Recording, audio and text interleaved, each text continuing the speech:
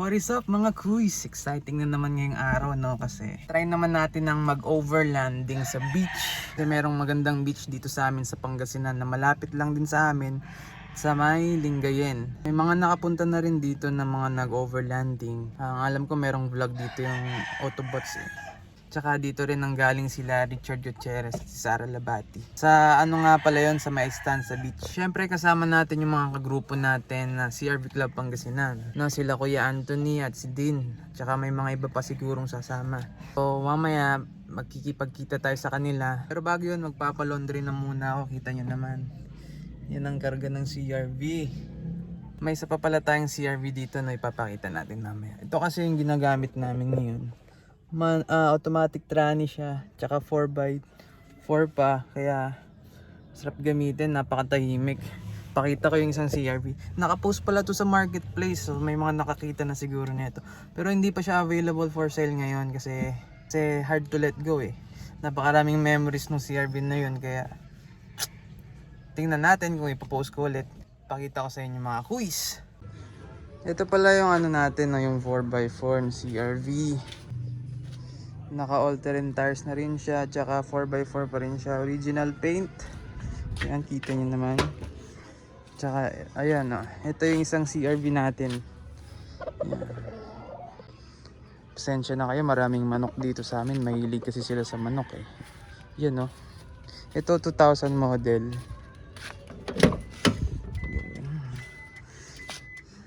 Aray, sa mga may-ari ng CRV, yan oh. Yung gauge natin minsan umiikot pero naibabalik naman na maayos. Ito siya. Yung linis ng headliner yan. Yun yung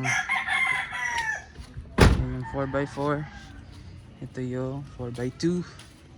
Semi-lowered. Yung parehas pula.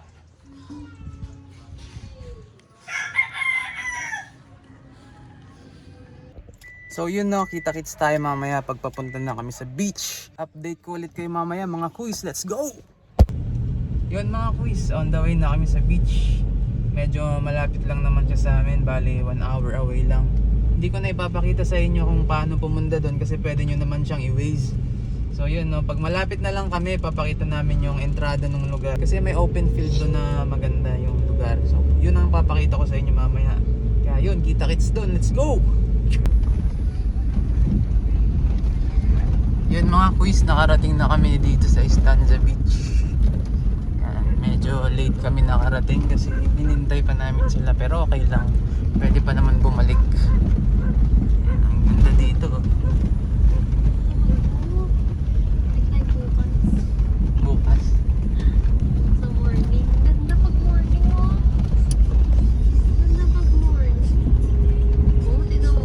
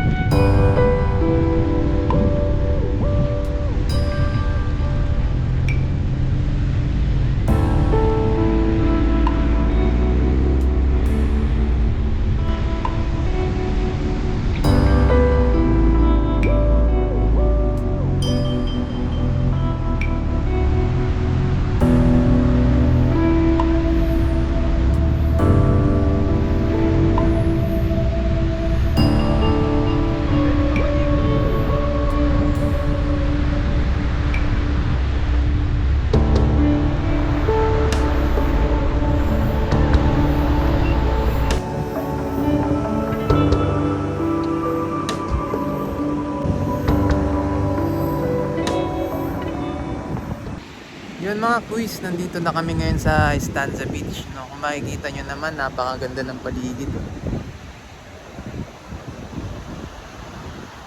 Ayan, nandito na rin yung mga kasama natin sa CRV Group.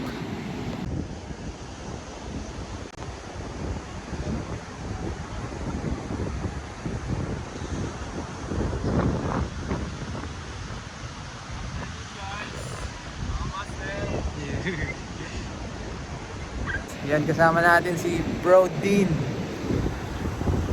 Yan, yung may-ari na itong Silver. Kain na tayo. Ito naman si Kuya Anthony. Tsaka yung kanyang off-road CRV din.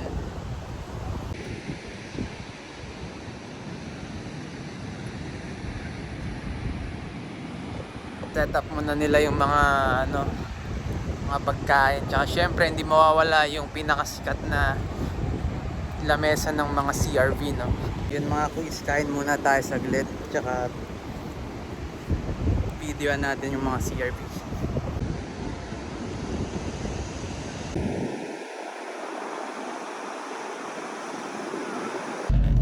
What is up mga quiz? Pasensya na kayo, no? Kasi baka nabitin kayo dun sa beach trip namin. Ginabi na kasi kami dun, kaya yung camera ko hindi na mag-work sa low light. Naka GoPro kasi ako, kaya di ko na rin na video yung mga CRV natin dun. Di bali next time pagbalik namin dun, no? Kaya pag nagkaroon ulit ng pagkakataon na magkita-kita kami, para naman may pakita namin sa inyo yung mga build ng mga off-road CRV ng mga taga dito sa Pangasinan, no?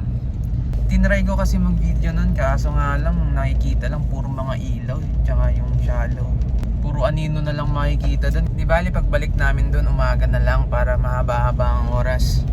May spot kasi dun na pwede ka maglatag ng tent. Tsaka maganda talaga yung place na yun. Pwede kayong run sa gilid ng beach, pwede nyong ikutin yung dulo-dulo para ma-experience ko rin yung overlanding talaga. Kasi nung last parang saglit na tambay lang, biglang lumubog yung araw. Di ko rin in-expect na ganun kabilis. Di bali mga kuy, sa susunod na vlog na ipakita ko sa inyo yung mga kasama kong mga naka-CRV dito sa Pangasinan. Yun mga kuy, kita-kita ulit tayo sa next vlog, no? Let's go!